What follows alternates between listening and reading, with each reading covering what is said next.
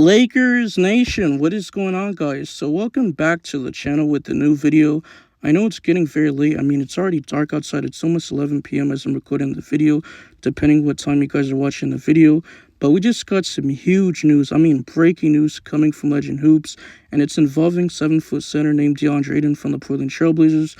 So pretty much there's reports coming out that his, free agent or representatives, the same age as Luka Doncic, which is actually crazy, that he went to the Portland Trailblazers, the organization, and asked them if they could just buy him out. But it says he officially agreed to a buyout, contract. So he's going to be entering free agency via ESPN tomorrow. So I think this is very huge. This is going to, help the Los Angeles Lakers maybe sign a center or a backup center. But there are some implications into this, what it costs and what he's asking for, like what type of money that he wants. But you got, the spotlight in LA. You got LeBron James. You got Luka Doncic. You got Austin Reeves. Personally, me, in my opinion, I think Luka Doncic would just make him look good. I think he needs a new sense of, direction and, commitment, if you're going trying to say. But the question was, which team should sign him? Obviously, I just said the Los Angeles Lakers. Will be very interesting to see if they do sign him tomorrow. But we just got a recent report coming out from NBA Central that he wants to be in a winning situation, so he wants to play for a contending team, and that should be the Los Angeles Lakers. So that should be our priority. Like, no excuses, no and buts. But before I get into the video and deep dive it more and break it down, I really appreciate if you guys can like the video so my channel can grow. Really helps the algorithm a lot. Make sure you guys subscribe. We're on the road to 4K subs. And if you guys don't know who I am, my real name is Sheriff Fields. This channel is called Mr. 81. I do post daily, if not almost every single day, 365 days. And lastly, if you guys want to help your brother out, Mr. 81, follow my socials. If you guys want to stay connected with me, the links will be down in the description. So let's get more into the video and just, break it down right and just take a look at this for a second. Like, can you imagine, Luka Doncic and him throwing alley-oops to, Deandre Ayton? Like, that would actually be insane. And there was times for the Portland Trailblazers where he'll give you like 14 points, 11 rebounds.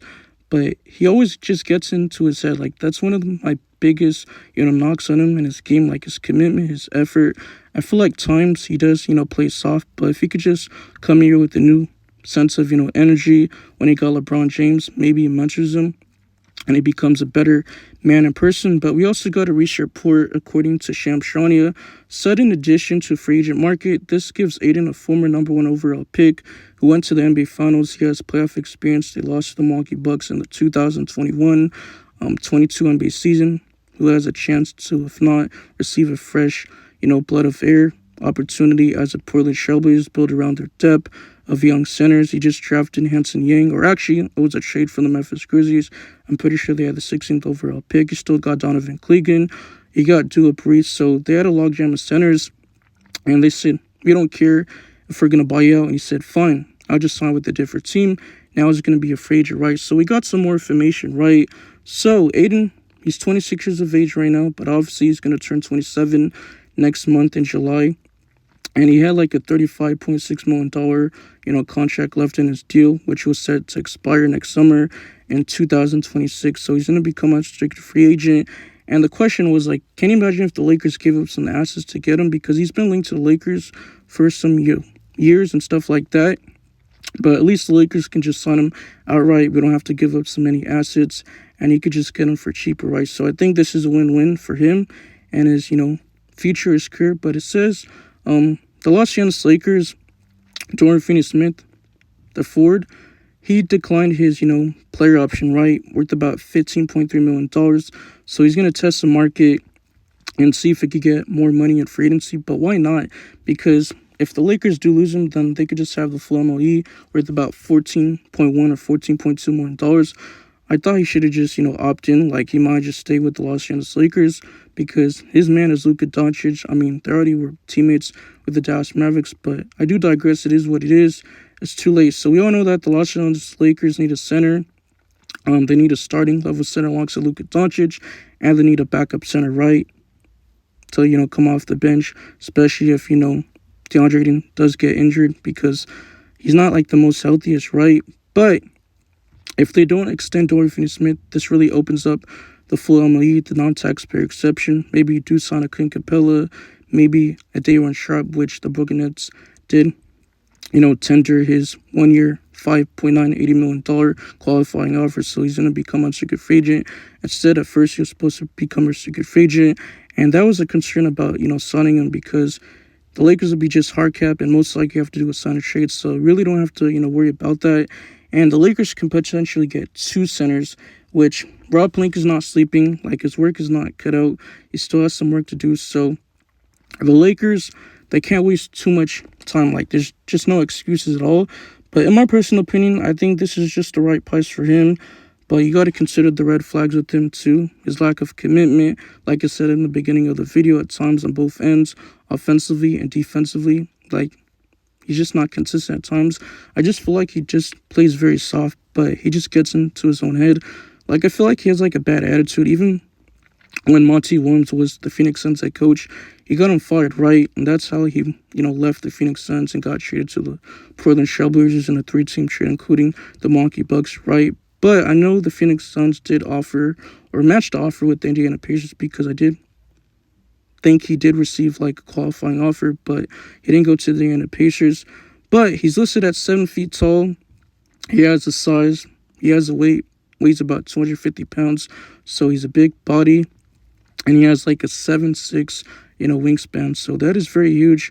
There are some pros and there are some cons with this game. But starting with the pros, he's a very great, rebounder, average around 10.2 rebounds per game, a career average, and has a soft touch around the rim, the basket, and it's just a good finisher, good defensively when committed, when he's locked and engaged. I wouldn't say elite, like he's not a great, shot blocker, but his cons, he only averages around 56 games played for his career per season, and he tends to become lazy in offense, like if it just isn't him. But Deandre Ayton was tied with Anthony Davis and Derek Lively II this season for 16th most dunks points per game, which is actually incredible. But Deandre Ayton's been previously reported from Shams Charania and Bobby Marks that he has to definitely clear his waivers in 48 hours. Portland has a glut of centers after the NBA draft, and it's very hard to trade a player making as much as he does. Expect teams that need a center to be very active with him, so he's going to draw some interest depending which team offers him the most money, but I think the Lakers can mostly offer him around $14.1 or $14.2 million, depending what Dorian Finney-Smith does. If he does go to, the Houston Rockets, because he's a potential landing spot, especially as it continues to emerge, and they might do a sign and trade and stuff like that. But he is free to sign with any team despite earning greater than $14.1 plus million. And the waiver restrictions for second April teams only applies during the regular season. He had a $35.6 million left expiring on his contract. So if it doesn't work out, he could just trade him in the trade deadline. That is the value of expiring contracts. But looking at his stats, right, this year he did average around 14.4 points per game, shot 56.6% from the field, 10.2 rebounds, 1.6 assists, 1 block, 0.8 steals, and shot 18.8% from the three-point line. So he's not a great three-point shooter. I mean, he has the ability to shoot the three, but he's really known, shooting the 15-inch mid-range shot. Like, he does take it from that, area a lot.